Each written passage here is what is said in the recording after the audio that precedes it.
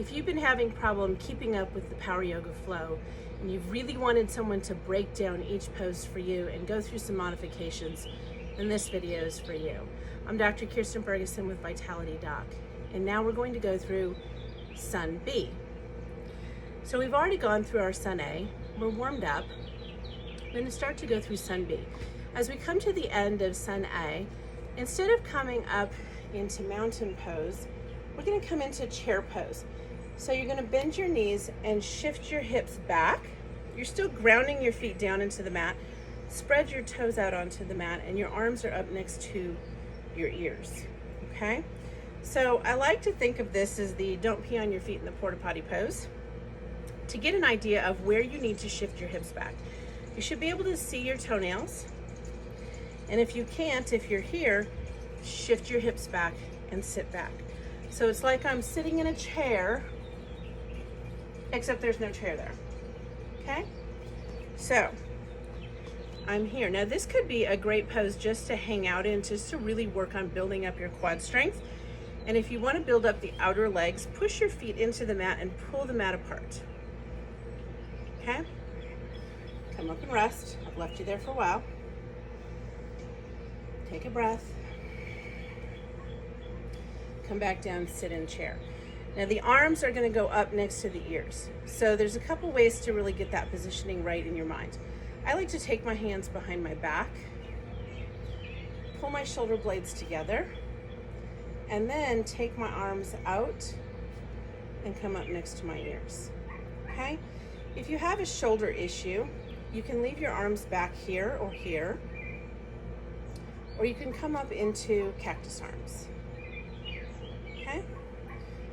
So let's come back up to chair. And we're gonna forward fold just like we did in Sun A. Forward fold, and I'm gonna use the block here, so show modifications. Halfway lift, bring the back up nice and flat, and then we're gonna step back to high plank. We'll go over modifications without stepping back next. I'm gonna step back into high plank. You can drop your knees, come into low plank, upward facing dog, downward facing dog. Now you're gonna step your right foot up all the way up to where your right hand is, okay? Drop your heel down in the back.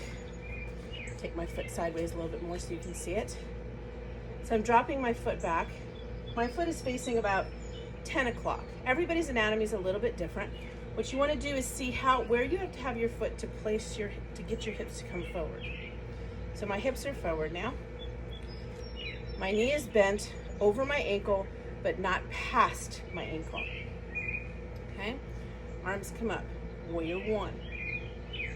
Now from here, for ease, I'm going to go into Warrior two. This isn't necessarily part of a Sun A, but a lot of teachers like to include this. I'm one of them. So what I'm going to do is I'm going to shift my back foot around so my toes are facing out. Make sure this knee stays out over the pinky toe. My hips are now facing towards the side wall. Arms out, looking out over my middle finger. And then reverse. I'm going to turn my front hand over. And I'm going to reach up and back. And then chaturanga. I'm gonna take my hands to the mat, step back into high plank, drop the knees, low plank, upward facing dog, downward facing dog. Now I'm going to step all the way up for Warrior one on the left. Bringing my foot up to where my hand is, turning the toe in the back out, checking in with my hips.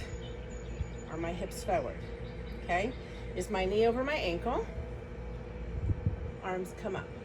And it's not necessarily about how it looks as much as it is about making sure that your knee is in a position that's safe, where you're not going to injure the ligaments on the medial side or on the lateral side, okay?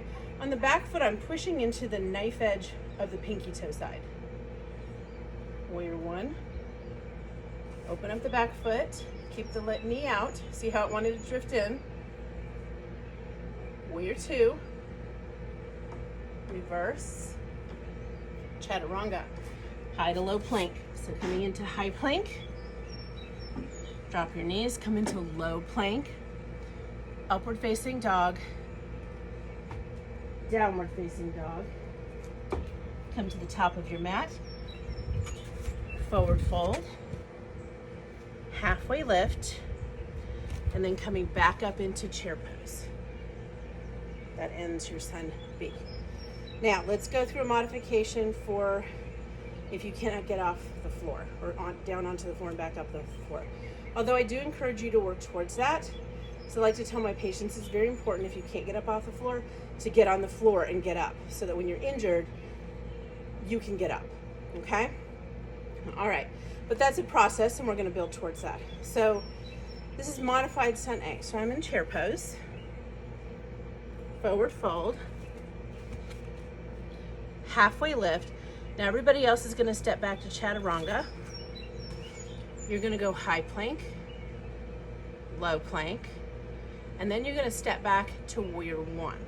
So I'm gonna take my foot and step back. Now, sometimes when people are doing a modified pose, what I'll see is they won't step back very far. And you're going to have a hard time putting the knee in the right position if you don't step back far enough. So if you're having a hard time keeping the knee behind the ankle, step your foot back more, okay? Now, the ultimate goal is to get this leg so it's at a complete right angle. That's something you work up to with strength.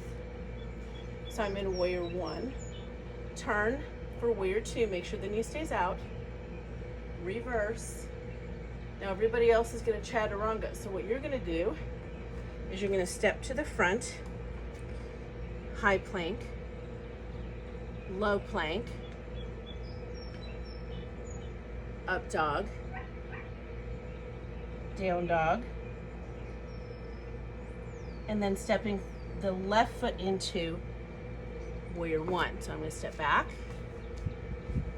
warrior one, open, warrior two, reverse. Everyone else is going to chaturanga. So you're going to step to the top of your mat, high plank, low plank, up dog, down dog, and come back up into chair pose. Great job. Now you've worked your way through Sun B.